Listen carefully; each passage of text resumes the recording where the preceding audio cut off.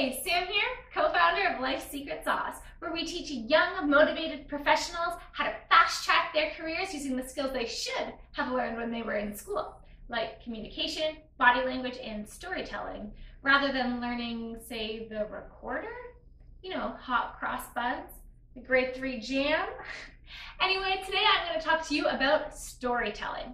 Not like telling your nieces and nephews a bedtime story, but how to craft your own story so that it's compelling and engaging, and most importantly, remembered.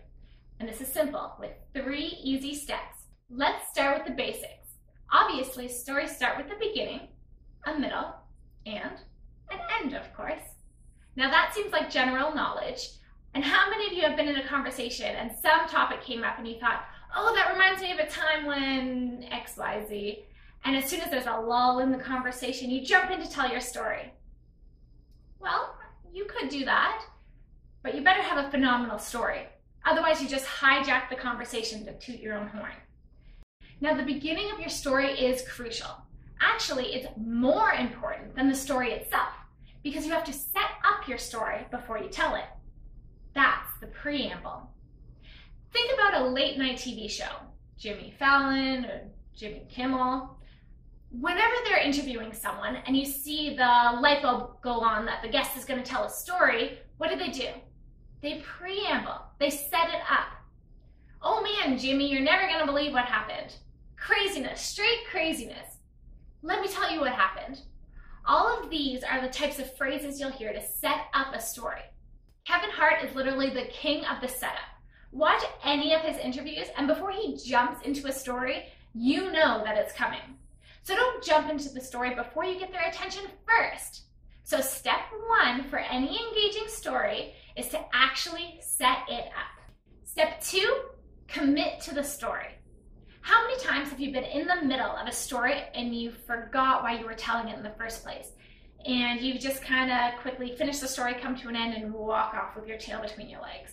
Yeah, no fun. Go back to the beginning, to step 1. Is this a good story to tell? Most people are terrible at telling stories. So don't be another one of those terrible storytellers. You think you can just magically be a great storyteller, but by not actually practicing, you have to think about your stories beforehand. It's like saying you eat your Wheaties, so you're going to become an Olympic athlete. You've actually got to do some work. I'm sorry to break it to you, but practice is the way to go. Anyway, back to committing to your story. If you've decided to tell a story, then you better damn well tell your story. Use expressions, use varying voices, play your characters, change your volume.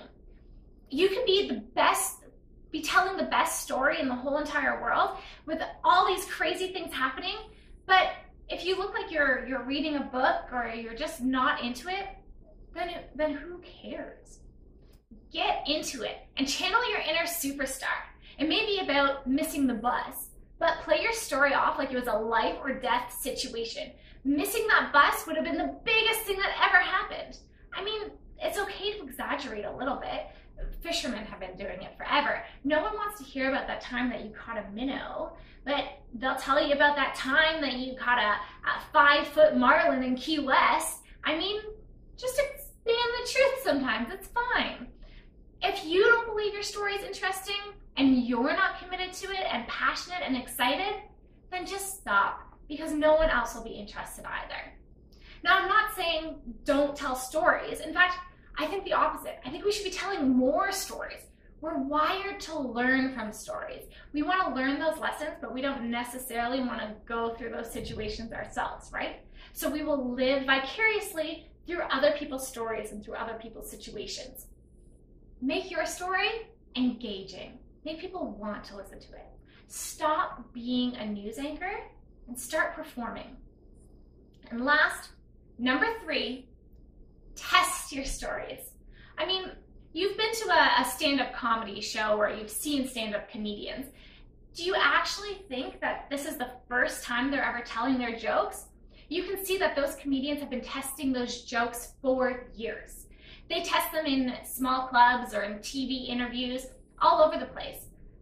So don't think you have to have hours worth of perfectly honed stories to tell. I mean, Sure, you can do that if you want, but it's better to have 4 or 5 well-rehearsed and scripted stories that evoke the emotions that you're looking for.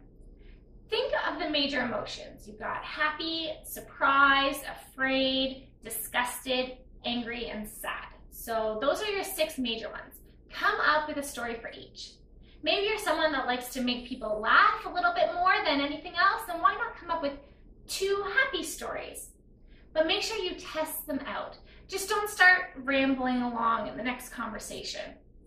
Test each story. See when people laugh. See when they check out completely.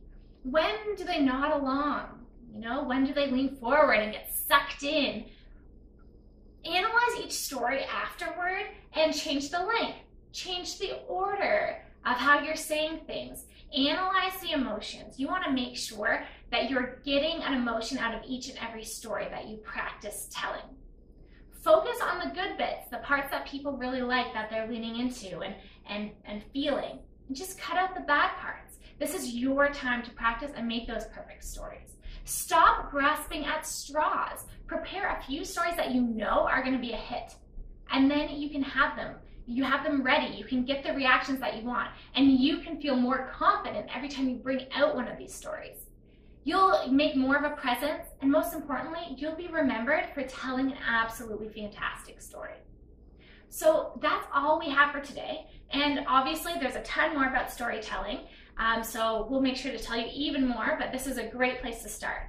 I hope you got a ton of value out of this today. And if you did, go ahead and click subscribe or click on the link below to find out more about creating your story portfolio.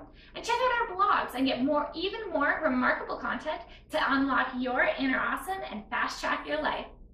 That's all for now.